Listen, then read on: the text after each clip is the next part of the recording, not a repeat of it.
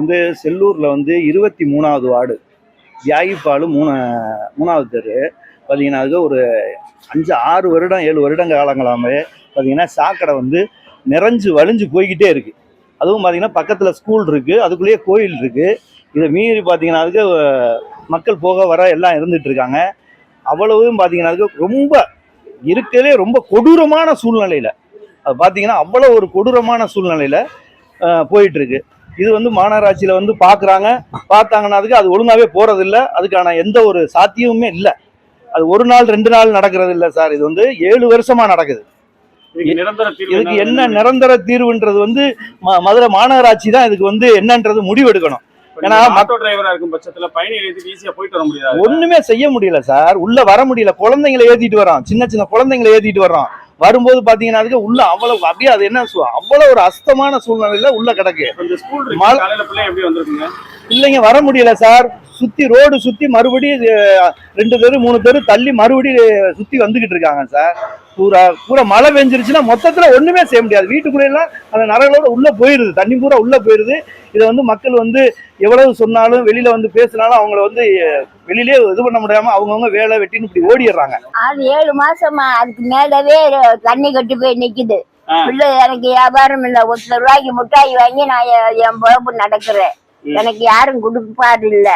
எனக்கு நீங்க பார்த்து எனக்கு இந்த இது சரி பண்ணி கொடுக்கணும். உட்கார முடியுது உங்களால? உட்கார முடியுதுல்ல. அதுலதான் நான் நடந்து வாரேன். காலெல்லாம் அரிக்குது. ஆஸ்பத்திரிக்கு போறதுக்கு எனக்கு தெரியல. என்ன எல்லாம் நீங்க தான் பார்த்து எனக்கு தீர்த்து வைக்கணும். சாப்பிடாம வச்சிருக்கீங்க, சாப்பிட முடியல? சாப்பிட முடியல. வாடையெல்லாம் சாப்பிட முடியல. பாதி சாப்பிட்டேன், பாதி சாப்பிட முடியல. மதுரை செல்லூர் பகுதி முழுவதுமே பாத்தீங்கன்னா பாதாள சாக்கடை அடைப்பு ஏற்பட்டு திறந்தோறு கழிவுநீர் சாக்கடை ஆறாக ஓடுது. இப்ப இந்த குறிப்பா இந்த தியாகிபாலு 3வது தெருவில் பாத்தீங்கன்னா ஒரு கோயில் இருக்கு. இந்த கோயிலுக்கு திறந்தோறு ஒரு 500க்கும் மேற்பட்ட பொதுமக்கள் வர கோயில். பள்ளிக்கூடம் இருக்கு, ஒரு 500க்கும் மேற்பட்ட பிள்ளைய படிக்கிற பள்ளிக்கூடம். இந்த சாக்கடை தண்ணி டெய்லி ஓடுறனால பிள்ளைய பள்ளிக்கூடத்துக்கு வர முடியல, கோயிலுக்கு வர்றவங்க வர முடியல, ஒரு வீட்டை கூட்டி ஒரு வாசல் கோலம் போட முடியல. இதனால எங்க பகுதி மக்களுக்கு பூராமே பாத்தீங்கன்னா நோய் தொற்று ஏற்பட்டு பிள்ளைகளை வந்து நாங்க வந்து ஆஸ்பத்திரிக்கு டெய்லியும் கூட்டிட்டு போக வேண்டியதா இருக்கு. அதனால மதுரை மாநகராட்சிட்ட நாங்க தொடர்ந்து புகார் கொடுத்து ஓஞ்சு போயிட்டோம்.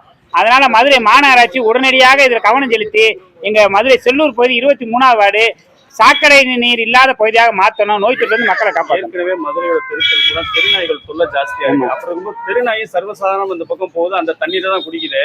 நாளைக்கு அதாவது தொற்று எதுவும் வரும்னு கண்டிப்பா நாங்க பல முறை புகார் பண்ணிட்டோம். இந்த தெருநாய் பிரச்சனைனால பல முறை புகார் பண்ணிட்டோம். தொடர்ந்து அதுவும் பள்ளிக்கூடம் இருக்கு, பிள்ளைகளை 2 நாளைக்கு ஒருக்க இந்த தெருநாய் கடிச்சு விட்டுருது. இதுல இன்னைக்கு காலையில கூட ஒருத்தர் கடிச்சு விட்டுருக்கு தெருநாய். அதனால மதுரை மாநகராட்சி பல முறை புகார் கொடுத்து ஓஞ்சி போயிட்டான்.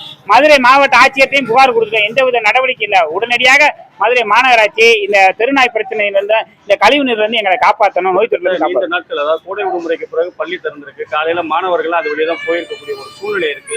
இதுக்கு தீர்வு வேணும்னா என்னதான் பண்ணலான்னு இருக்கீங்க அடுத்த கட்டமா?